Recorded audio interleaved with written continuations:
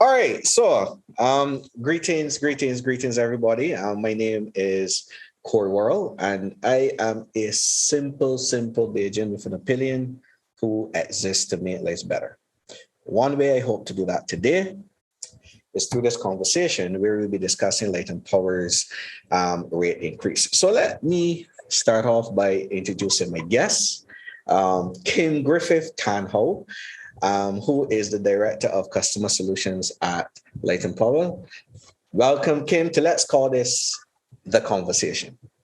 Welcome. Thanks, Corey. Thank you. Thanks for reaching out and thanks for having me. Let me just say thank you for agreeing to have this conversation with us. I must say that I do appreciate you taking the time to come, and to have a chat with me. And I hope at the end of this conversation that the public is also appreciative for your presence here with us as well. Now, for the benefit of those persons who will be watching this conversation, our purpose for being here is to hear Latent Power's response to the comments made by one of the intervenors, Trisha Watson, via her Facebook page on July 3rd regarding this national topic, which is Latent Power's rate increase. Now, for the purposes of transparency, I saw Trisha's Facebook post on her page, and then I received it by a lot of people through WhatsApp. So I know it was being shared through WhatsApp. And I shared the post with a friend of mine who works at Latent Power, asking them for clarity on what was said. And I'll be honest, when I read the comments from the post, it caused me to raise an eyebrow. And from talking to some other people, they too had some concerns. So I decided just to reach out. I asked them if they could speak to someone in leadership who would be willing to have a conversation with me regarding it. The following day, Latent Power responded in agreement, and here we are. So there's three things I hope to achieve in this conversation today, right? One is that we'll be dealing with just the facts, all right? Two, we, the public, can get some clarity on the issue. And three, at the end of it all, we will be more knowledgeable. So the three things are facts, clarity, and knowledge. Kim, you ready for this? Yeah, I am ready. And for us, as I said, thanks for having us and at Latent Power. The rate case, I know, is getting a lot of attention, and rightfully so. I mean, the price of electricity impacts all of us, even us that work here at the company. So it's an important issue, and we want to provide as much clarity for our customers as possible. So thanks, Corey, for doing this. All right. Thank you so much. So let's start with the first comment, right? I'll read it. The Barbados Latent Power, the island's monopoly electricity utility, is asking the FTC to give it an immediate retroactive rate increase because, according to them, they are in dire straits. Now, my first question is in 2.5 parts, all right? The first one is, did you, Latent Power, actually state that you are in dire straits? And if yes, what exactly does that mean? So I just allow you to answer that. Yeah. Okay. So we never use the term dire straits. So that's the first thing. We never use that actual term. But if by dire straits you mean, are we in a serious financial situation which requires urgent attention or us needing urgent rate relief, that is correct. That's where we are right now. So basically then we could say that the dire strait is that, you know what, Latent Power is in some financial challenges, experiences of financial challenges. Absolutely, yes. The second part of the question here, why does Latent Power need a rate increase now? And why do you need it right now, especially given what consumers are experiencing? Inflation, increases in gas, increase in food prices, high cost of living, and now a rate increase. Why do you need this rate increase, and why now? Right. So, Corey, for us at Latent Power, our customers remain central to everything that we do. And what that really means for us is we want to be confident in the service that we provide them. And so our concern right now is that there have been several projects that we've had to put on hold and delay. And those projects relate to the service that we provide for customers. And every delay to every project has repercussions. And that may not be realized immediately, because people may say, you could delay a few projects. What was the harm? It may not be realized immediately, but in the long run, those delays have impacts and on the service that we provide for customers and are a serious cause for concern for us. You talked about inflation. Inflation has significantly impacted us as well and has caused the cost of doing business for us to increase significantly. And plus we are also facing other challenges that I imagine across the board a number of businesses are facing as well that also impact costs and the cost of materials and the cost of doing business. So we have supply chain and procurement delays and a number of other things impacting us currently. So really the increase will allow us to continue the work that we do on behalf of customers. It means that we can make improvements to the electricity system, continue to do that, and really we could continue to operate efficiently. So we know that every day customers are basically relying on us across the board in a number of ways. And really, if we further delay asking for a rate adjustment, because we haven't had an adjustment to our base rate in about 12 years now. And I don't know, there are many businesses on the island that could say they've not adjusted the price of their product or services in over 12 years. And so for us to continue to offer the service in a good and wholesome way, so that customers don't see a lot of outages and blackouts and things like that, we could maintain our network, we need to get the increase. And at the end of the day, I think you raise a fantastic point, and that's something we work really hard and had to think seriously about, is really there's no ideal time for any business, especially one like us that's an essential business, to have to ask customers to pay more money. And you said it, a hardship across the board, and especially so because of all of the impacts from COVID-19 and other factors there that we've gone through in the last 2 years. So we do appreciate that coming for a rate increase in this environment is really challenging, and it took us a long time. We paused for a long time, not wanting to come forward, but really for us, this is a last resort. Anytime we come forward for a rate increase is a last resort. It means that we've pulled all the other levers that we've had to pull. And so it means then for us now, it's not avoidable. It's critical for us in order to continue providing service. What's interesting to me is these three things. My little research, I realized that in 40 years, we've only had 2 rate increases. 40 years, we've only had 2 rate increases because we've worked really hard to not come. Yeah. So, I made a comment on a friend's page about the whole rate increase thing. And I said, and this is only after just trying to think as objectively as possible about it. We, the consumers, we feel the effects of inflation. We feel the effects of the rising cost of living. But I don't think we as consumers recognize that corporate entities face inflation too, face the effects of inflation and the increase in cost. Now, another part of Trisha's comment states that Latent Power is asking the FTC to give an immediate retroactive rate increase, because according to them, they're in their state. So let me be straight up, right? I don't like the word retroactive, unless it benefiting me, whereas you owe me money and you make it a retroactive to pay me back. So let me answer the direct question: is Latent Power asking the FTC for an immediate retroactive rate increase? And if yes, isn't that kind of unfair to customers? Yeah. So no. The answer is no.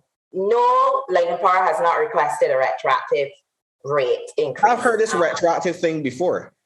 I have two, and I don't know where it's come from. So that is not true. Categorically, that is untrue. We have not asked for retroactive rate. Actually, in rate making, regulators do not typically grant retroactive rates. And when I talk about retroactive, it really means applying a rate from a point in the past and coming forward. That typically doesn't happen. Rates are normally awarded on a going forward basis. So at the time last October, when we filed our application, and we anticipated the process would be a long process to have to go through, because a review process is typically a lengthy one. On the last occasion when we went for rates, the entire case took 9 months. And for example, now our application has been before the FTC for the last 9 months, and it's only now getting started in earnest. So as I said, a really lengthy process. And at the time we filed in October, we asked for urgent relief effective November. So again, that thinking of a date in the future. So we filed in October asking for the relief in November. Well, obviously November has passed now. Mm-hmm. So maybe people are thinking because we had asked for it in November that we are now saying, well, give me it from November coming forward. But that's not what we're asking for. So there's no retroactive rate increase that we're asking for. But as I said, a lengthy process. And also the other thing that affected us and why we're asking for urgent relief is because before filing our application, we would have consulted with a number of stakeholders, including the government, and we would have made the decision to delay coming on 3 occasions over the last 2 years.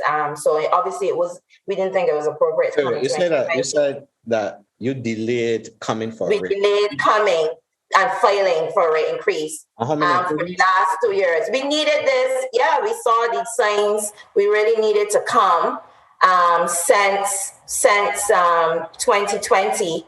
But of course, we all know what happened in 2020. So we didn't think it was appropriate for us to come forward and ask in 2020. And we plan to come again early in 2021. But again, we were still feeling a lot of the impacts from 2021. As I said, that theme is never a good time to come. And so we knew the last 2 years have been especially tough on customers. And so we held off and delayed filing on, as I said, 3 occasions.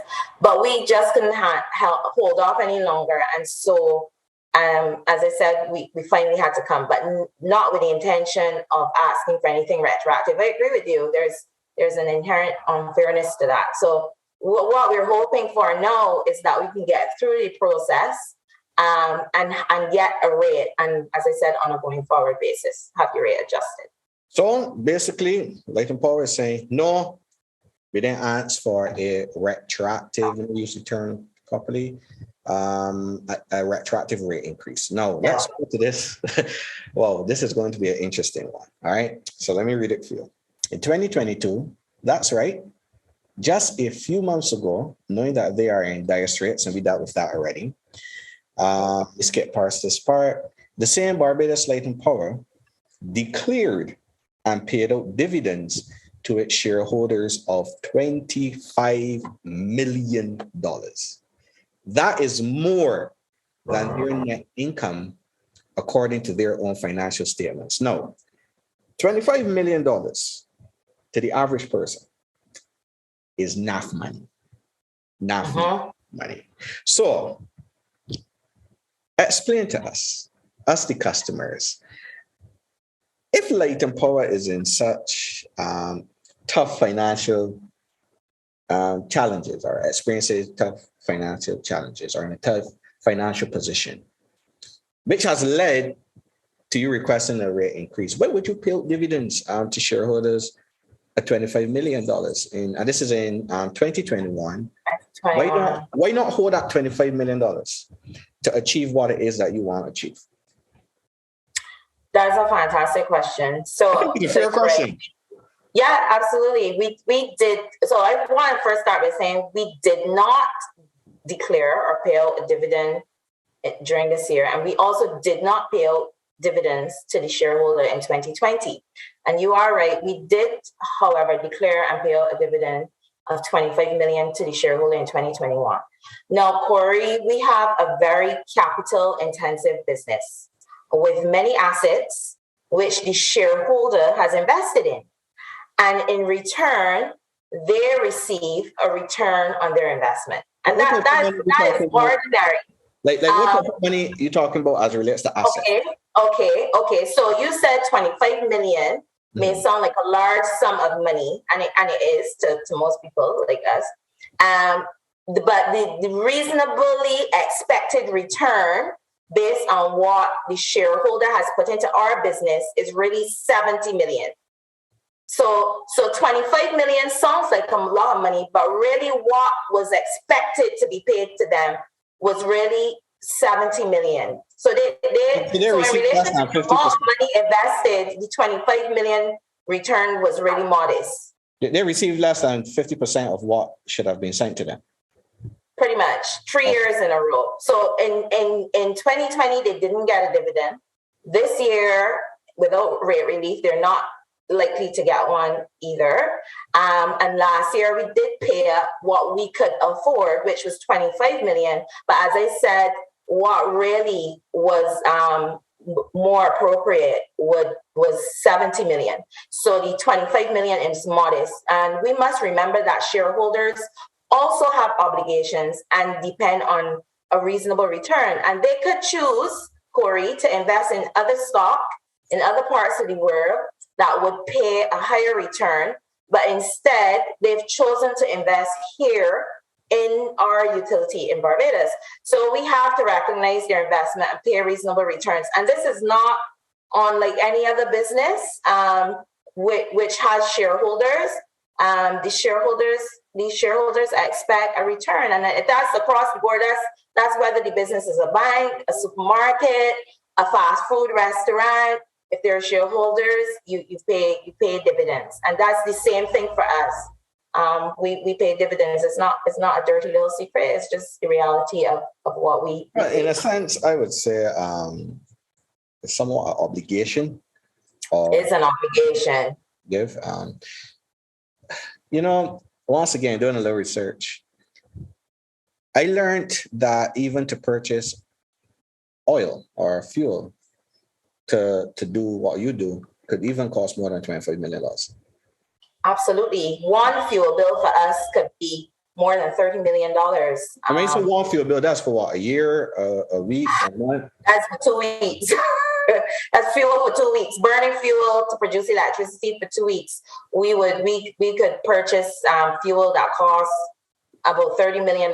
We would pay out. This Barbados dollars or US dollars? It's Barbados dollars. This is Barbados dollars. Yeah. Okay.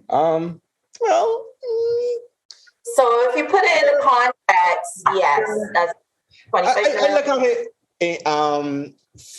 I would say it's generally fair from the perspective of if I was a shareholder, you didn't give me a dividend before, you owe me, as you said, 70 million. On average, based on what is being invested. You give me less than 50% of what I owe. Have I not gave me anything the year before? That's kind of fair. Let's move on to.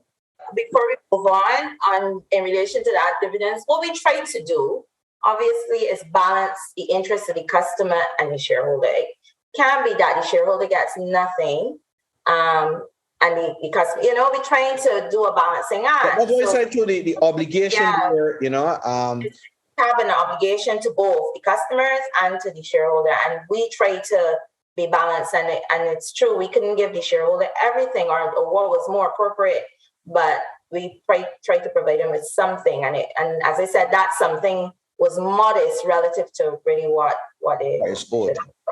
So this is point number 3.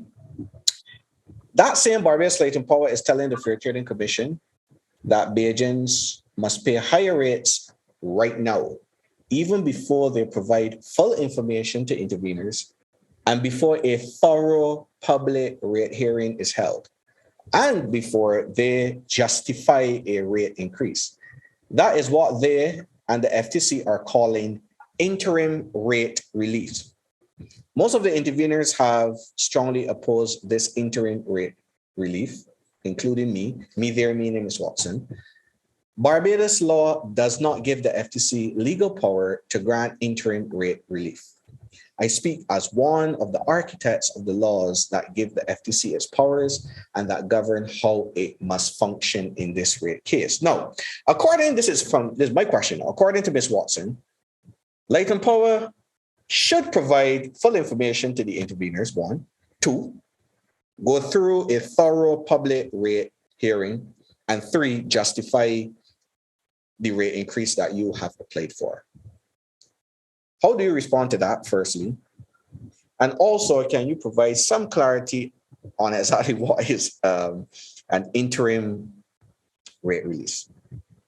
Rate release. So the two questions, one, how do you respond to Ms. Watson's comments that you should provide full information to interveners, which implies that you did not?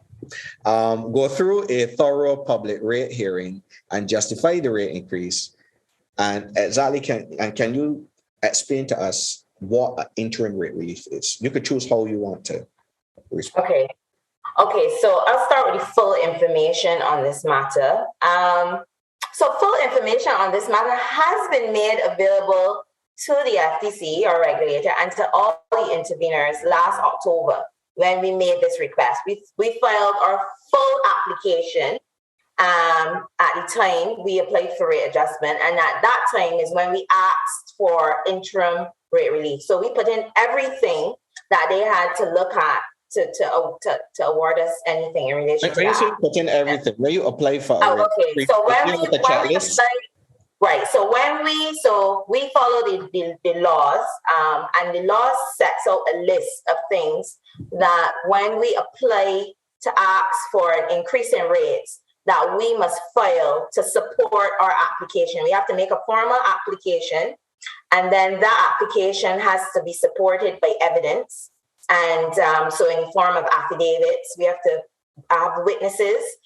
We have to do a number of studies before we file as well. So all of it is set out quite clearly in our legislation that we follow. And it states in order to apply to the FTC to get a rate adjustment, you have to put these things before the FTC. So in October, we did all of that. And then you set down what you're requesting. You set down, I'm asking the FTC to do this is what I want them to order or award me. And so we did that last October. And then as I had discussed with you earlier, the request for urgent relief, we said we would like this effective November with full rates to come in. I think at the time I believe it was July or something like that, July 2022. So we set out in our application what we would like and supported it. No, so it's not true to say full information on the matter is not available. So for over 9 months now, all of the persons involved in the interest rate case has had information available to help them determine this matter. And I think it's important to highlight that the request for an interim rate is not unique to us here in Barbados, and nor is it unusual. And I say that because the FTC has allowed interim rates on occasion in the past, and it is on that basis that we ask them to grant us an interim rate, recognizing that the rate review, as I said, one had been deferred several times. So by the time we finally got there, we really beginning to see financial strain on us. And then the process now that we would have to go through FTC is a very lengthy one. So that's why really we asked for this urgency to put a rate in place. But this practice of interim relief, this is a practice that's done in several other jurisdictions around the world. And it's not the first time, as I said, even locally that this was done. So in 1982, for instance, the regulator at the time, which was the Public Utilities Board, which is effectively the FTC, granted us an interim rate request a mere 6 weeks before a final rate was put in place. More recently, in 2019, the FTC allowed us to put in place an interim rate for streetlights. And I think it was, if memory serves me, in 2016, the FTC would have put an interim rate in place for renewable energy customers when they were trying to fix a rate or the credits for renewable systems. They allowed an interim rate of 41.6 cents. for those customers. So an interim rate is not something that hasn't been done historically for us. And the FTC's legislation is drafted in a sufficiently wide way that allows them to put rates in place, and how they do that and what you call the rate and what.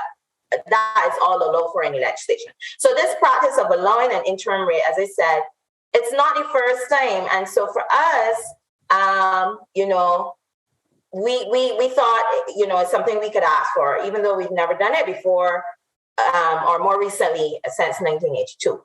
Now, the regulators often in other jurisdictions, when these requests are made, regulators often make these decisions having not had the benefit of hearing the full rate case, which is what we appreciated back in October, that when we filed and we were asking them to turn up and give us this interim rate by November, we recognized that even though we had put all the information, full information was available to them, and they would have initially looked at it and at least seen that we had enough or sufficient information to warrant having the rate case, we recognized at that point we would not have had the benefit of having the full rate case.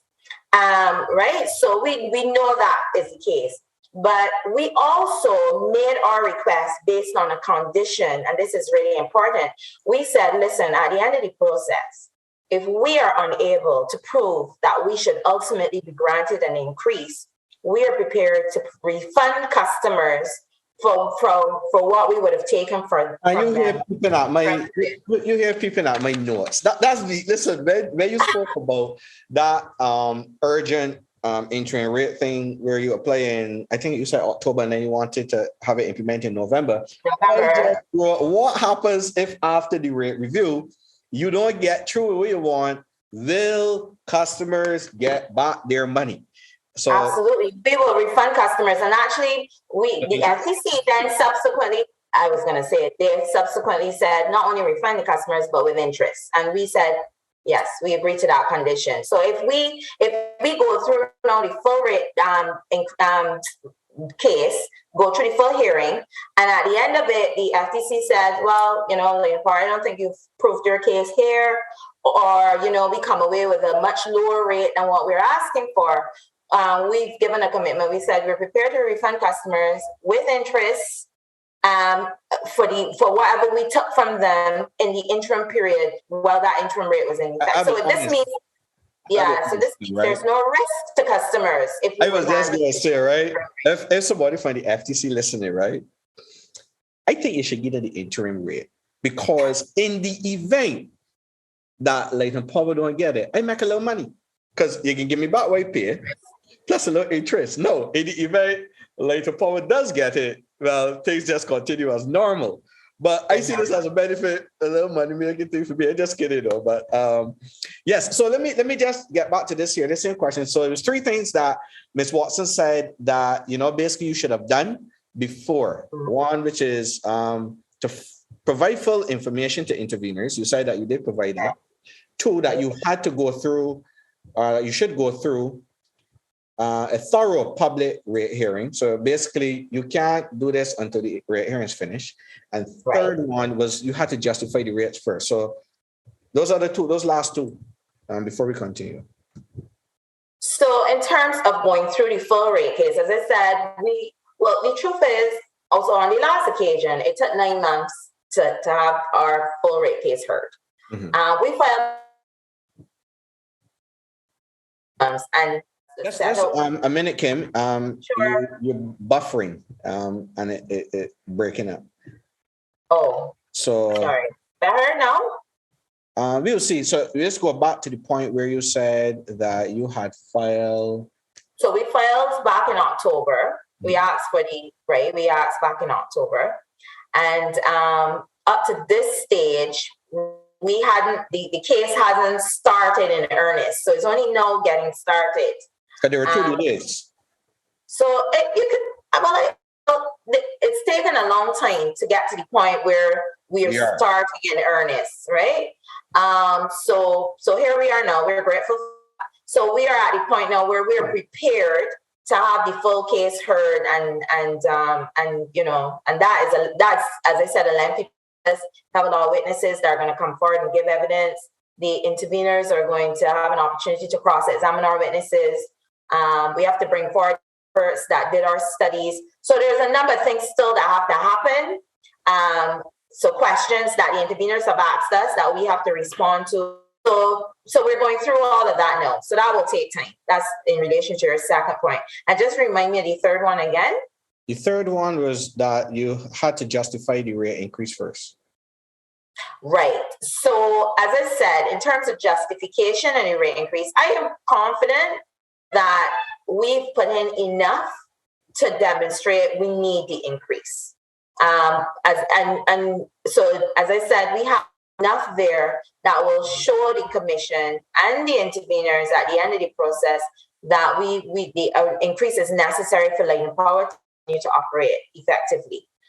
So I'm not worried about that, but that takes time to go through all of that information and evidence. And what we're asking for is, well, we really need an increase now. So could you please give us this increase now? And if we get down the road and we've met our case, then we prefer to give the money back to customers.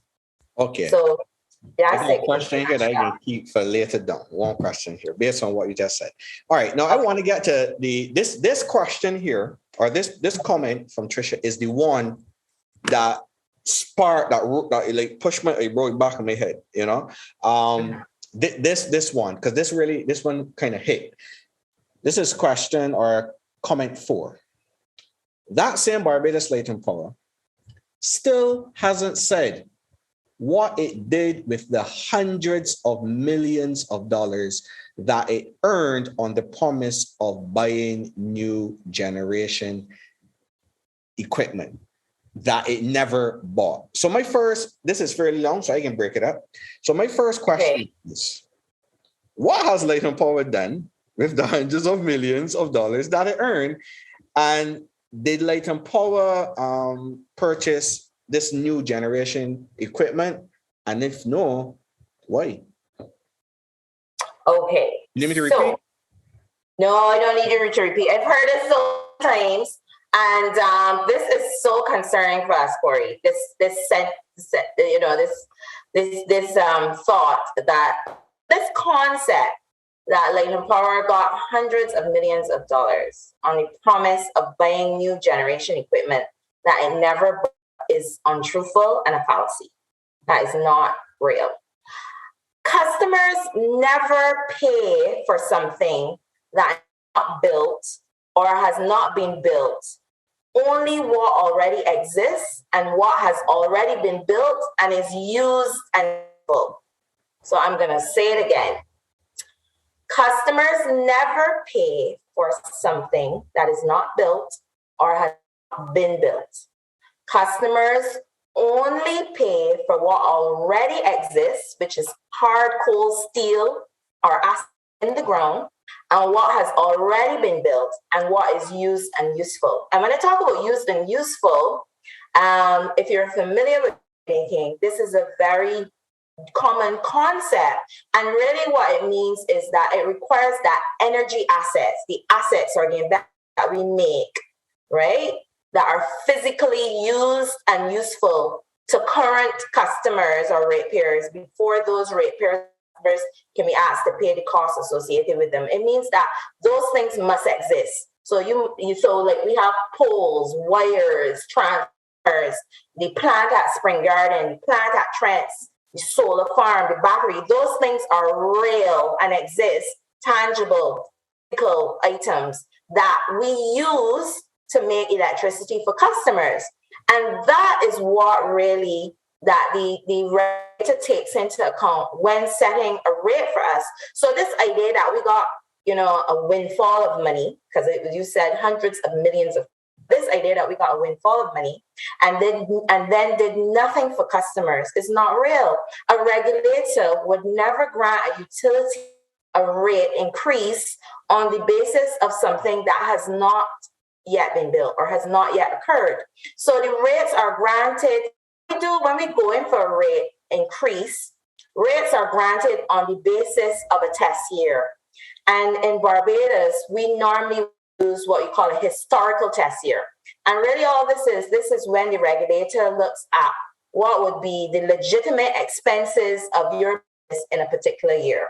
And so we're running a business like how somebody would run a household. If I asked you what are expenses in a given year, you would try to look back. Well, the closest year you would look back to, you imagine, is last year. You wouldn't go back 10 years, because 10 years ago, things were maybe a lot cheaper. So you would look to the closest year in proximity to what I'm asking you. So you get an idea what legitimate expenses look like in that particular year. So you could tell me, well, I typically pay this in electricity bill. I could typically use money when I go in the supermarket, this amount for insurance, my car payment is this, my mortgage is this. So we go through a similar exercise with our regulator. We pick this year, as I said, normally is a historic year. We look back.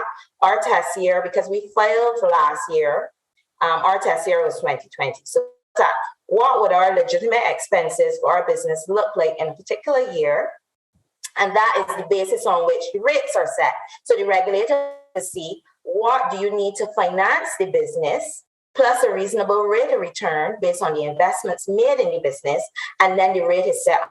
So what Ms. Watson is talking about, in 2010, when the FTC approved our rate adjustment, that was approved on the basis of Latent Power's 2008 test year. So we filed for rates in 2009, 2008 test year, and that would have been the year that we would have used at the time to show what our legitimate expenses were for the business. So that's the question. Right.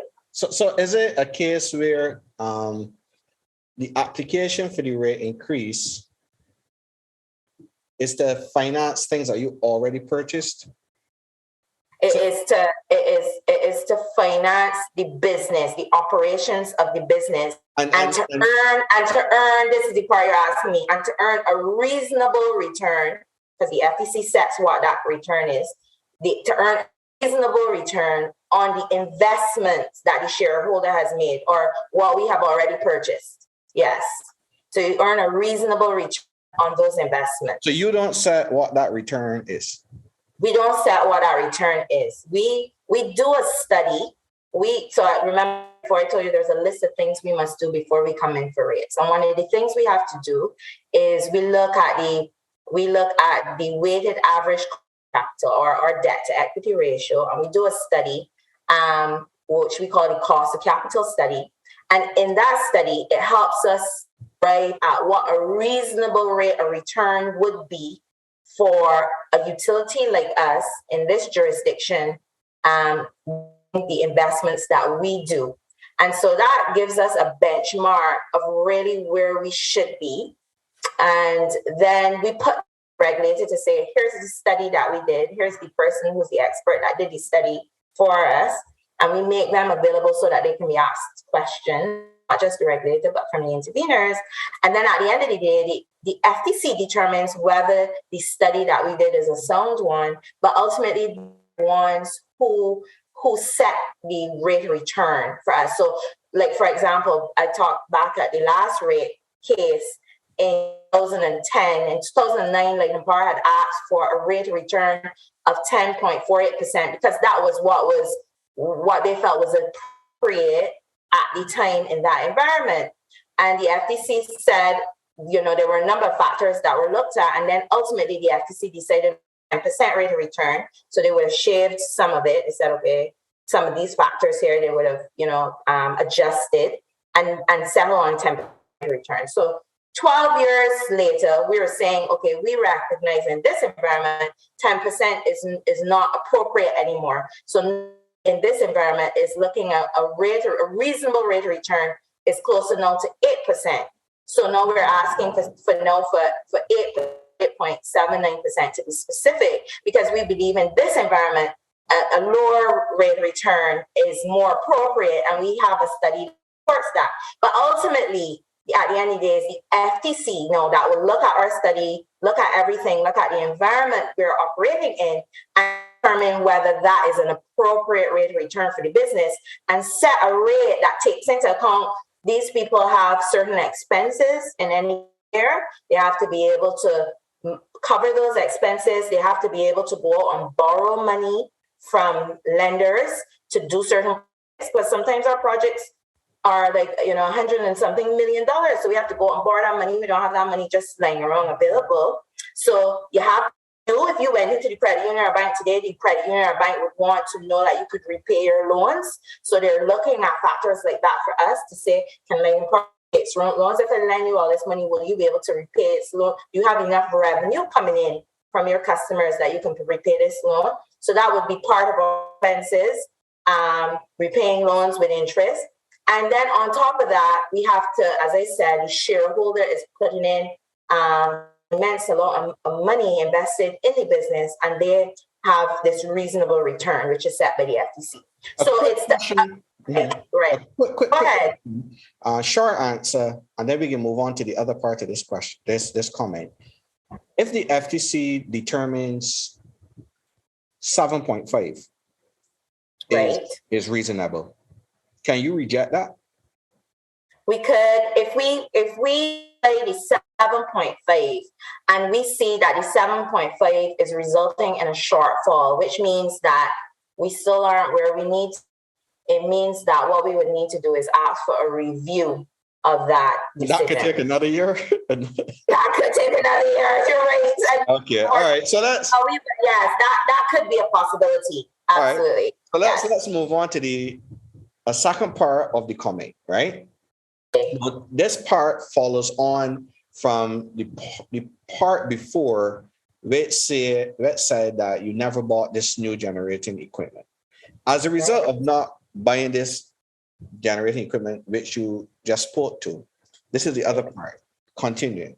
That decision not to replace old, obsolete, inefficient generation plant with new high-efficiency generation plant, this decision is currently costing us, the ratepayers, the consumers, millions of dollars in fuel clause adjustment charges, and has cost us hundreds of millions of dollars in fuel clause adjustment charges over the last 12 years. So basically, because you didn't purchase this new high efficiency generation plant, Latent Power is making it more expensive for us.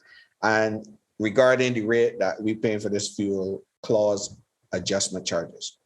How do you respond to this? And while you're responding, explain to us what exactly is the fuel clause adjustment charge. Okay.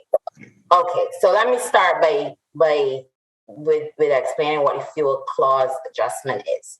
So to produce electricity, we have to use fuel. We use fossil fuel to produce electricity. So that means every week, every month, we buy fuel from the major oil companies on the island. Oil companies where?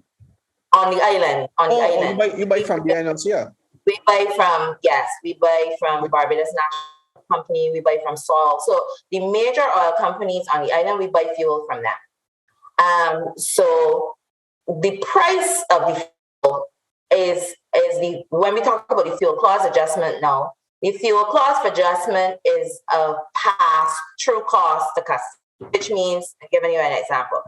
If we purchase fuel at $10 for customers, we pass that $10 on. We recover that $10 from customers. That's what the fuel clause adjustment is. So we work out the number of customers, and then we look at how much electricity or energy each customer uses on a every month, and then we calculate the fuel adjustment to say, okay, Corey used 250 kilowatt hours in a month, and based on the price of fuel this month, his bill would be, and then we do a calculation and we set the fuel clause adjustment on a monthly basis based on the price of fuel, and wages on a monthly basis, because international oil prices affect the fuel clause adjustment. So if international oil prices are high, then clause adjustment will be high. It means that customers are paying a higher price for fuel.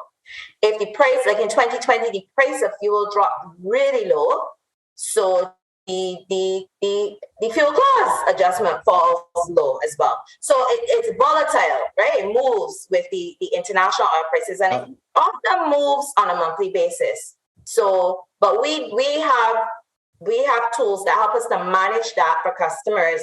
And what I think customers don't know is that sometimes we don't push through the full price or cost of fuel to them. We actually hold back, because if we were to push through the whole price to customers, it could mean that the bills are so extraordinarily high. It would be crazy. So sometimes we hold back. Though the cost to us is really $10, well, we would have bought it for us $10. We might only pass through $6 this month. The customers have to bear, and we hold on to the $4 till a point in time when the prices maybe come back down, and then we try to then recover that additional $4. So we try hard so that customers aren't always paying full hard impact of that fuel. Is it fair to say then, because persons commented on a post I made recent regarding this meeting and asked some questions, and something you said there jumped out to me. Persons are saying that my bills are already going up in price. I know this rate, how you can ask for a rate, you can make it more expensive. So basically you're saying that it's not necessarily Latent Power that is causing your bills to go up, is that this fuel clause adjustment, which is determined outside of Latent Power. We just pass it to you. So basically we like a conduit.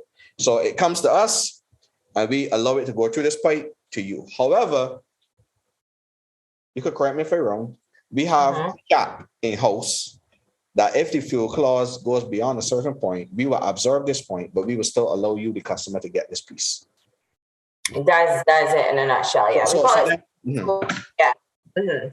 So you summed it up in a way, yes, that I hope people can understand, because people generally, it's a tough concept maybe that people find it difficult to grasp, but really people have said, well, how can you be asking for an increase and seeing my bill has gone up so much? Haven't you had the increase already? You know? And the answer is no, because it's two things. One is fuel and one is our base rate, right? And so what is causing the bills to increase constantly is the price of fuel. It could be other factors. It could be maybe somebody is using more electricity as well. It could be that they're using more. Their usage could cause an increase in the bill as well. But more recently, people have seen their bills jumped significantly, and that is fuel. Don't worry, we see the gas prices jump significantly. Well, there you go. That's it. You get it. Exactly. First so it's the same thing. Yeah, we have what we have down at Spring Garden, and the cars have engines that need gas.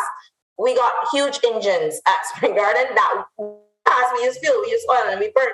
So it's the same thing. And for us, the gas prices have gone up at the pump. For us, they've gone up as well when we burn. So let me get back to the question. Okay, so let's go back to the other point here. Because you didn't buy the equipment, it's causing more in the fuel surcharge. Okay. Right. So Corey, the truth is, yes, we do acknowledge that had we replaced the steam and put in new plant in 2012, there would have been fuel savings for customers. And really the way to look at this is like buying a new car. You have a 1976 model car and you trade it in for a spanking new 2022 model car. You're likely going to have savings at the gas pump because the new car is likely more fuel efficient than your older model car. So for us, it's the same thing. And a new plant is like driving a more efficient car. So had we put a new plant in 2012, would there have been fuel savings customers? Yes. But let's examine the other side of this coin now, because every story has. I can see where that's going. I feeling this plant in St. Lucie coming in. Well, even before we get to the plant. Oh, okay, all right. Even before we get to the plant, so let's go all the way back to 2012, because that's where we were. You asked me, had you put in this new plant in 2012, would there have been fuel savings? Yeah. The same fuel savings, how we putting a new plant. But it's not so simple to look at it that way, because even though we didn't put in a new plant in 2012, we still ultimately made other investments that we thought were more appropriate to be made based on the environment we saw emerge.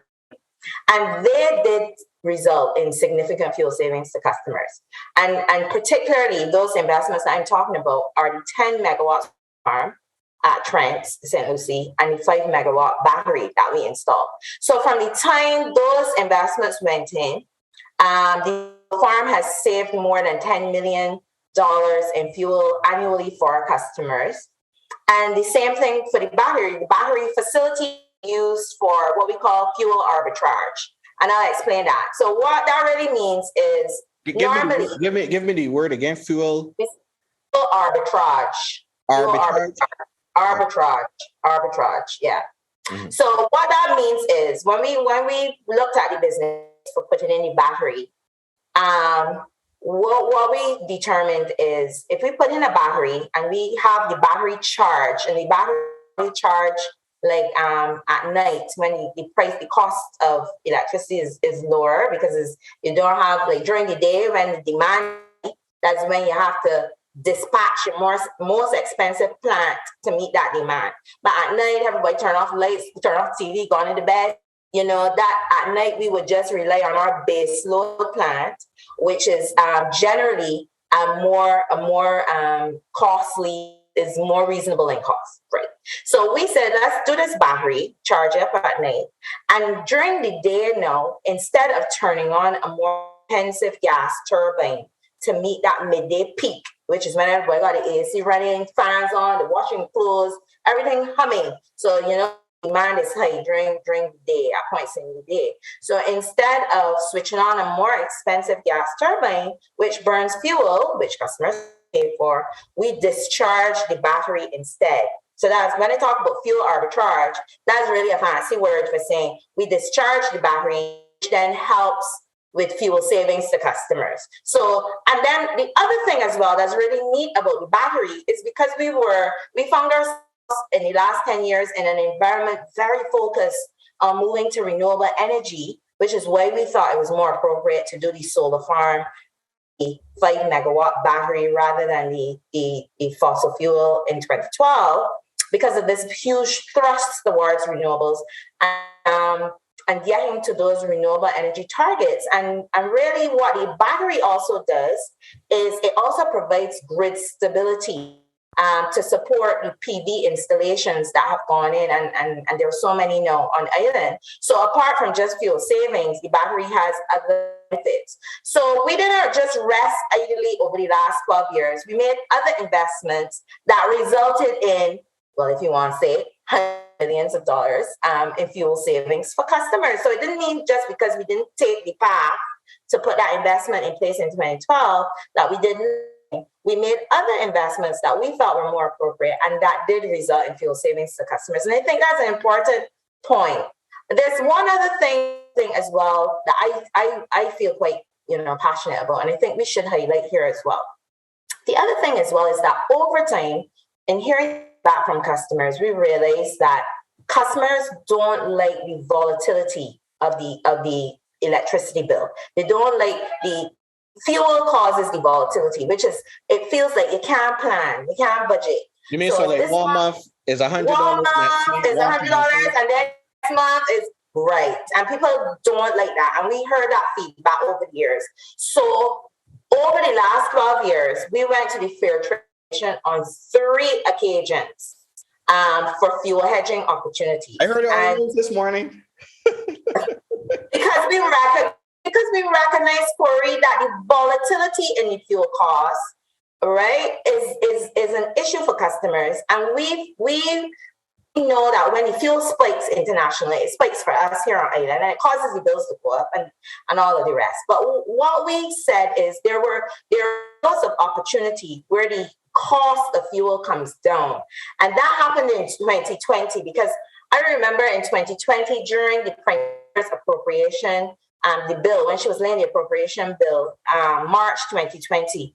And she remarked that the price of fuel was, I use this word, so disgustingly low. The price was so low. She called on various stakeholders to recognize that it was an important opportunity to try to do fuel hedging. In other words, lock in the price of fuel when it is low, and for a period of time you have that low price that customers, what does it stabilizes the price. That's what hedging does. So stabilizes the price, and you have opportunities when the price is low to lock in at a lower price. And we went forward. That would mean the third time now, 2020, we went forward and asked the FTC to allow us to hedge. Now, important is window of opportunity, because fuel is something that stays static. It's dynamic. The price moves. So we put in our application in early May 2020. The price was still very low. The price at the time, I think, was $35 US per barrel, which is really good. The price today, to compare, the price today is about $110 per barrel. See the difference? $35 US per barrel, $110 per barrel. But we recognized at that point, price was really low and it would be a good time to lock in. So we put in our application. But we only got back the decision from the commission last year, by which time the price obviously had risen again, right? And not only that, how the decision was delivered to us, it would not have allowed us to effectively hedge. And if we can effectively hedge, then the customer get the benefits of the hedge. So then what we had to do, we had to go back to the commission and ask them to reconsider the grounds that they had in that application. So again, there's more time, and we still right now having that fuel hedging decision reviewed. Something on the hasn't been finished yet. So so that's where it. y'all granted it. I heard something on the news today about that hedging. We were granted it. Something to do with hedging and Latent. Well, you know what? I can listen. Well, the matter is being reviewed. The matter is being reviewed. The matter is being reviewed. Okay. The matter is being reviewed by the commission.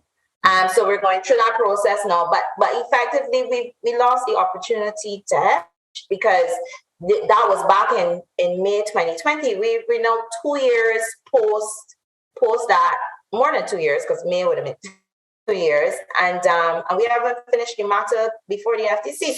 So timely decision making for some of these things that we're doing, that's so important. And it's interesting that this matter is different to the rate increase matter. Two separate. That's separate matter completely. But that's a very important, because the fuel costs impact customers every month. So even outside of us asking for an increase, for managing the cost of fuel for customers, that's key. And so we feel committed, and we still will need to use fuel electricity for some time yet. Even with the ambitious renewable energy targets we have, Corey, we still rely heavily on fuel to meet the electricity demand, because you expect when you come home, you want to just turn on that light and turn on the fan and turn on the AC and run the washing machine. Where that was realized? I don't have solar voltaic cells on my house, right? But I remember during the volcanic ash, I said to somebody, let me tell you something. All of these people that are 100% off the grid, I feel for them, because the ash is going to cover the panels. You can't generate any current. So what happens to these people? That was something that was a concern for me. Like, I don't think I would come totally off the grid, because natural hazards happen. Absolutely. It does. Yeah, you're so right. So you hit the nail on the head there, because most of the renewables that we're seeing on the system in Barbados is primarily, and the thing about solar is this is primarily solar. Okay.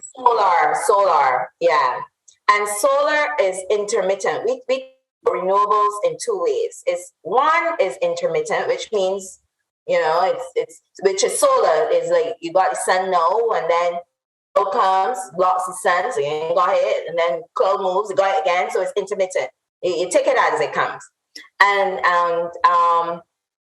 firm renewables. Firm renewables are more like the engines we have at Spring Garden. They're firms, which means they're dispatchable, and in a way that you have more control over it than solar, which you're relying on, the availability of the sun. So that is the challenge really that we have in terms of with solar energy. It's not firm, it's not dispatchable, and it's not available. So as you said, it wasn't available when we had that tremendous ashfall, when we had the eruption from St. Vincent last year. It wouldn't be available either when you have continuous rainy days. It means then you're not really, but if that's another issue, and it's not available at night. So unless you have batteries, unless you have batteries, which is where the money is. Which is where the money is. So you have to couple your batteries. In the interest of time, go ahead. I just want to conclude this what was just said. So yes, not purchasing the new fossil fuel plant did lead to increases in prices. However, moving towards renewables, cleaner energy, and other investments, consumers did also benefit. So, okay. Now, this one here had me good, right? Okay. Is the Latent Power now asking for 130 million? So let me read it. Since the FTC decision was published, the Barbados Latent Power is repeatedly using the FTC statement to try to excuse from not buying that new generation plant as it said it would in 2009.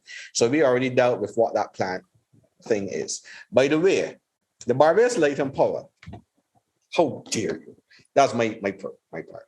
Is now asking for $130 million plus for a new high efficiency generation plant of the same kind as the plant they said in 2009 they would buy.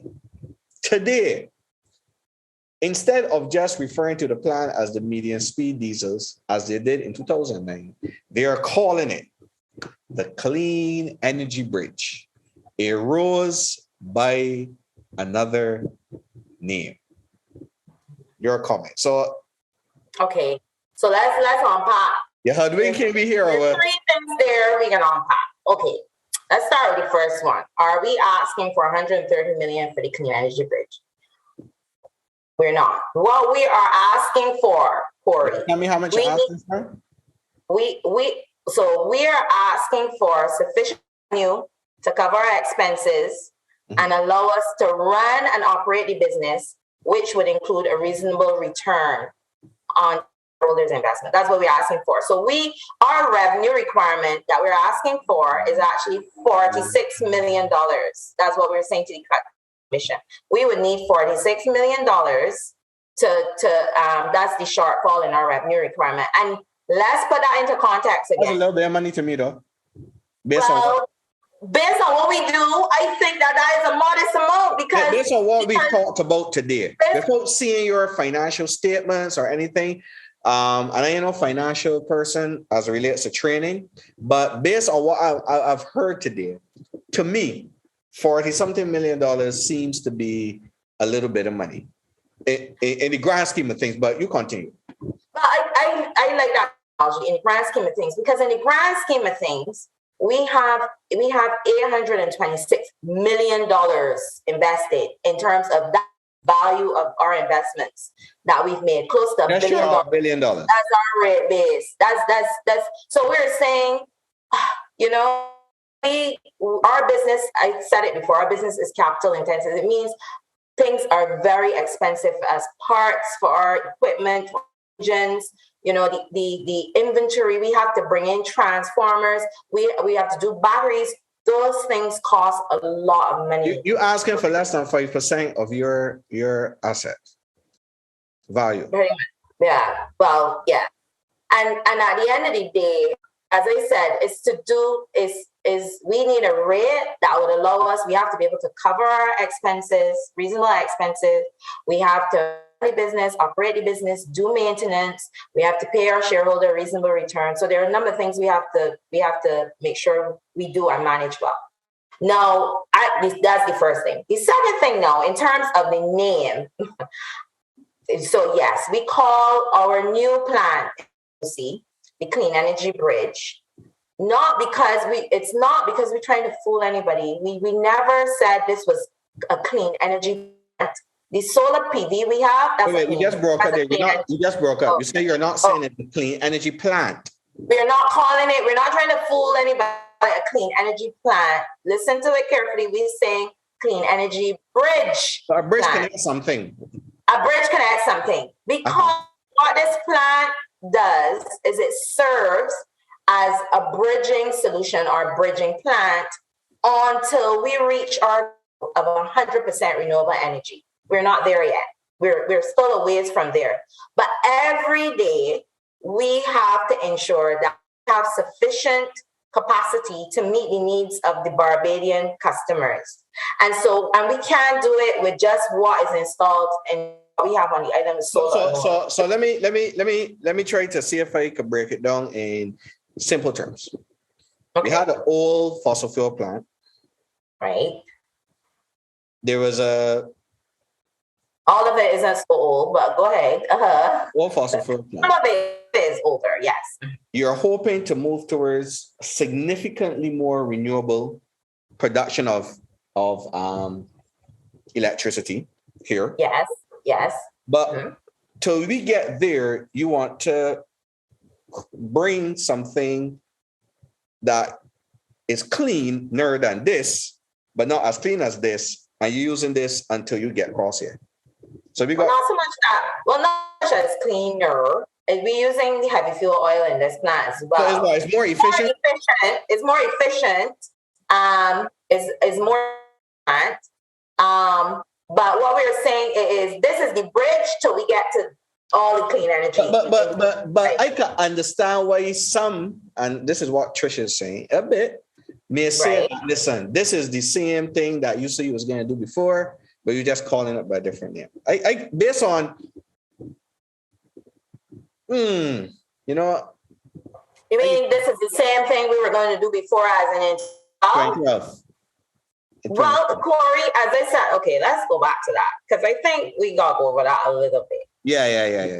Right. Now, understand the environment for us in 2012, 2013, 2014. At the time, the government was introducing a complete shift in how in the thinking, and really view that we were moving to higher penetration of renewables, and the expectation was, we talk about intermittent and firm renewables. There were a number of projects planned for firm renewables. So here we are getting ready to make this investment and being told of plans that look pretty certain. And there were a number of things we had done, ready, prep, decide everything for this investment. We had to effectively pump the brakes and say, well, hang on, let's pause on this. Because remember what we talked about earlier about customer pay for things that are used and useful, meaning actual hard investments that are in the ground. And so for us, had we put in that plan in 2012, and then the renewables caused a major disruption, it means, Corey, the plant would have been stranded. Stranded just means it wouldn't have been used till its full capacity. When you said disruption, you said the renewables will cause a disruption. When I say a disruption, I mean we would obviously rely on the renewables more. If we had big renewables, then we would be asked to turn off our fossil fuel plant. And so what we're saying is the fossil fuel plant may not have been fully utilized. But even though it's not fully utilized, customers would have still had to pay for it because it would have been built. So are you saying no? So let's analogy, because I think for people listening, it's like if you were trying to decide now, should I be at 2022? Should I buy another combustion engine vehicle, or should I buy an electric vehicle? The government talking a lot about. Let me put in a third one. Or should you buy a hybrid?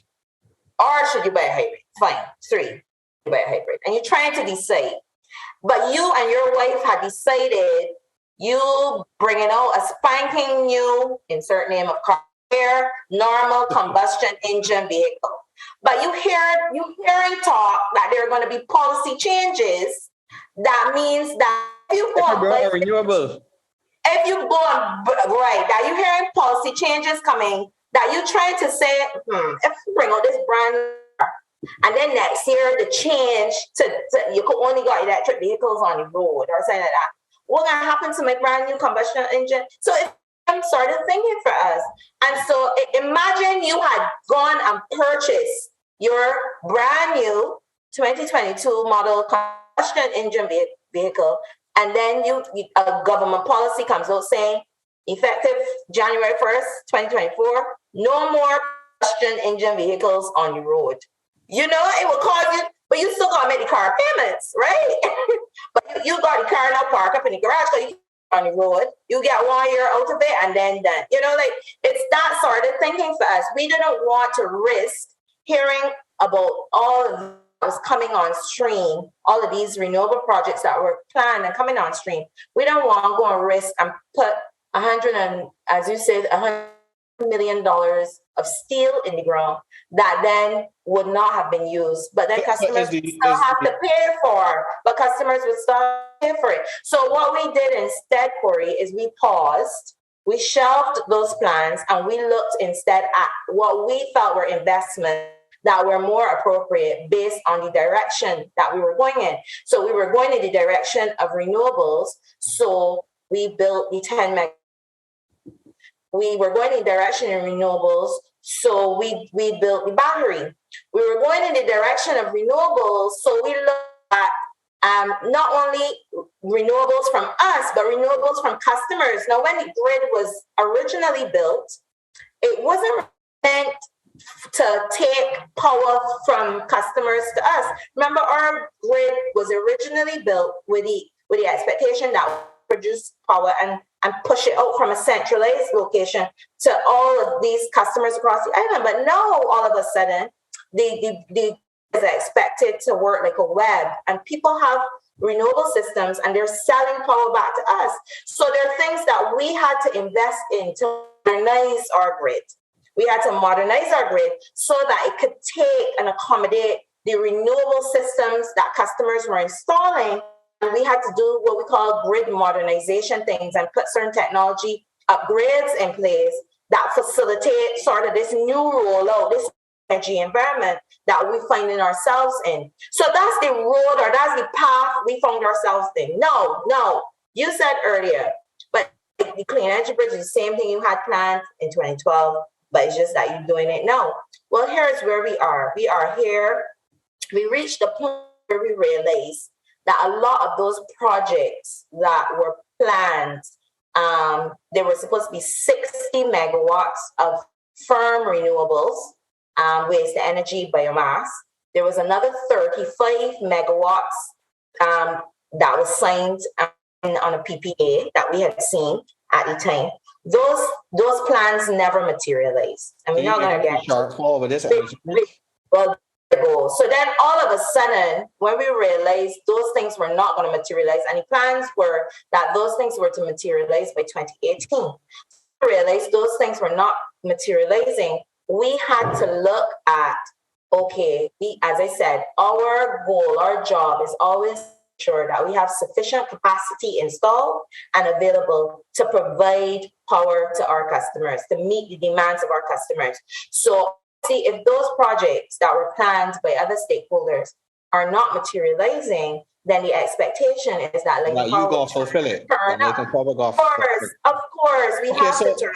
So I think now in a better place to put this. Our fossil fuel plant is back on the table and built. Right. So let me put it this way. There is policy talk happening. You put your plans on pause to see what was happening. You jump on the renewable energy plant, the renewable energy train. I think the waste to energy thing was the big one that it had all the political confusion about, right? So let's say for the persons watching that you had 100% of energy demand. Latent Power was producing 40% of it, and something else was to produce 60% of it. Just argument's sake. This is not exact numbers. Or vice versa. Let's do vice versa then. 60%. We would have been providing, 60%. And something else was to fill that 40%. Yeah. These other things did not come true. However, there is still a demand to get this other 40%, of which some of it is like backup for when things go crazy. If you got a spike in demand, we also know of all these construction projects that is to come, that gain demand, electricity, all of these housing developments coming up, that gain demand, energy. So what Latent Power is saying is, listen, you see this extra that is still in demand? We can bridge it because we can't produce it using our renewables. So we can put back on the table this plant until we could get more energy on the renewable. Okay.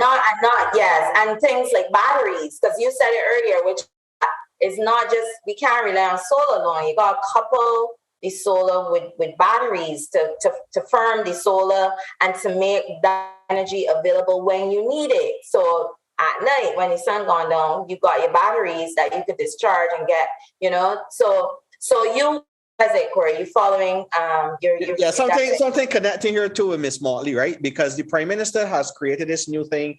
I think it's called Rooster Energy or Rooster. Yes. Right. Yes. So in a sense, I'm not speaking on behalf of the Prime Minister, but I'm trying to see if I'm thinking like how she's thinking. There's a demand for more energy. So we, the government, in a sense, may not be relying or waiting on Latent Power to produce this. We are going to encourage homeowners, listen, don't wait on Latent Power. They got their job to do. What you can do is utilize your roof and generate some of your own electricity. You understand me? So I am waiting on the demand. I got a demand, but I'm waiting on you to solve it. Let me use what I have. Yes. Some. And what that does too is that also takes some of the demand off of you.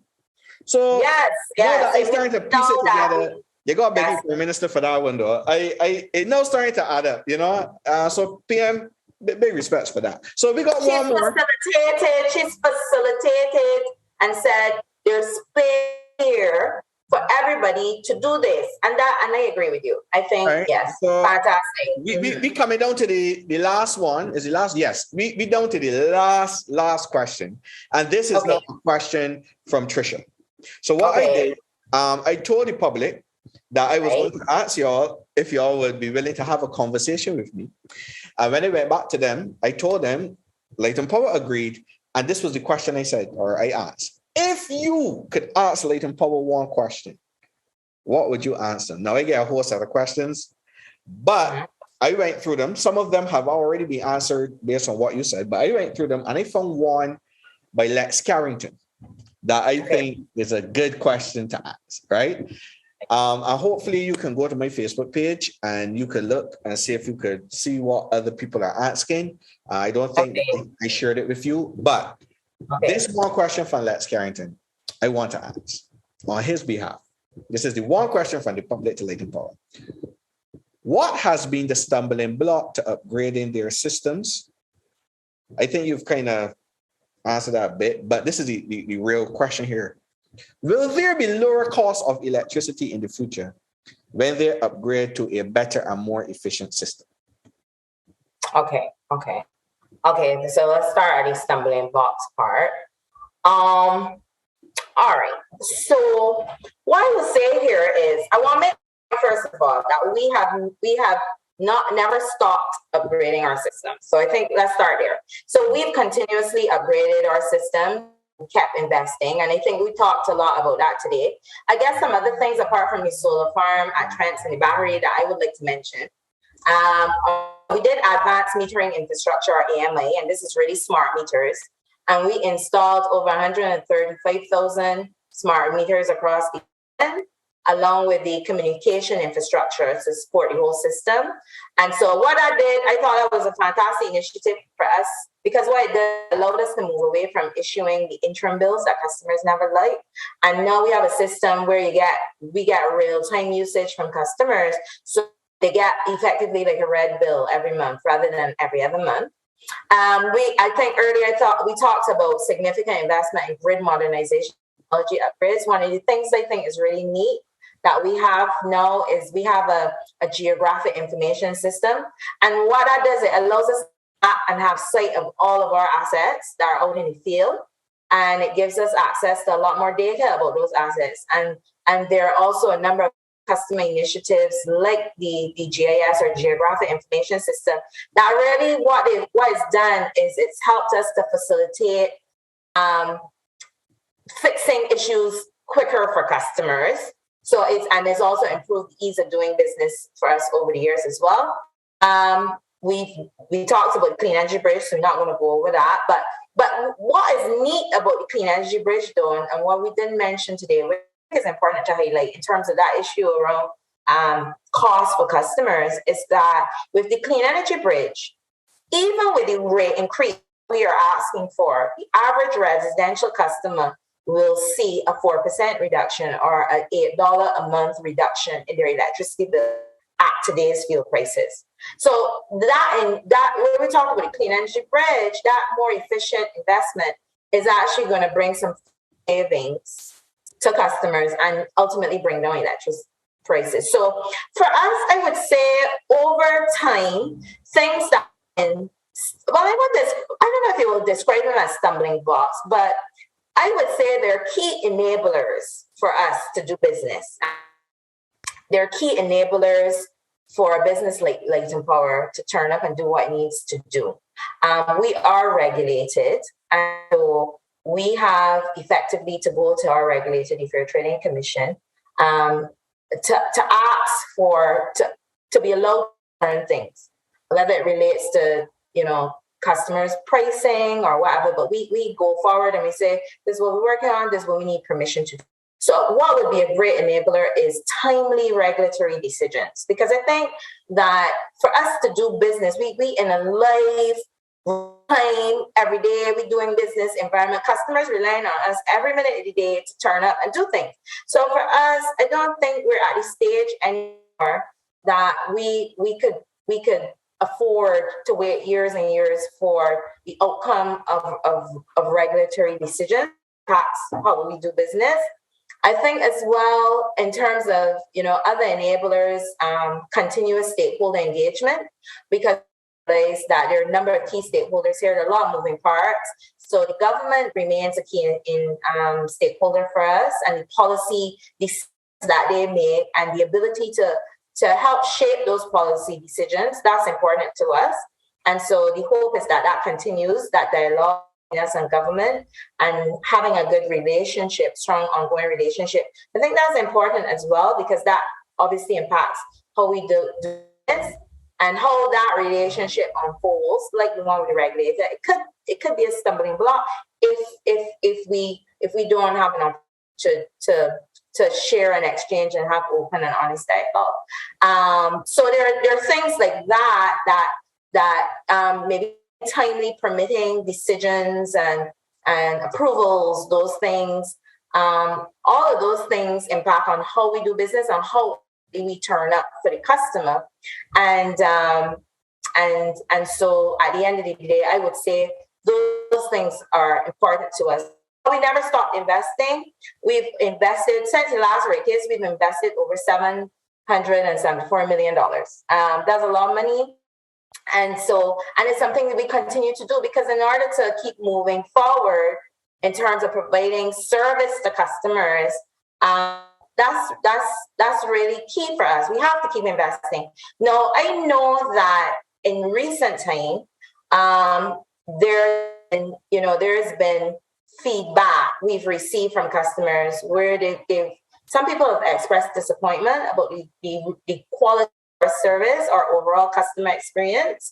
And what we've been taking a more focused approach to looking at those things, Corey, in light of the feedback. I complain too. Yeah.